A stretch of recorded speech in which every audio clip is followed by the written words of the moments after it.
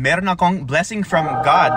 Tingnan nyo. Andito ako sa Malasiki, Pangasinan at inorder ko ang McDo. Inorder ko ang 2 alaking at isang burger para sa akin at para kay asawa ko. At ito po yung order ko talaga.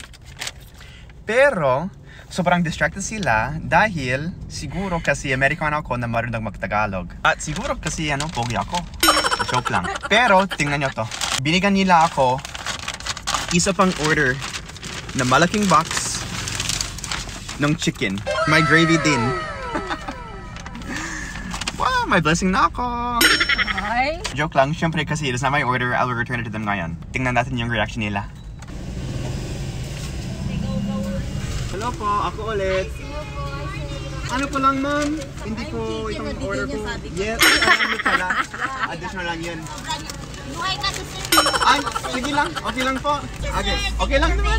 Akala ko blessing lang sa akin. Sige, salamat po. Okay, tapos na. Galing nga. Kain na tayo. Medyo mahal. Galing nga.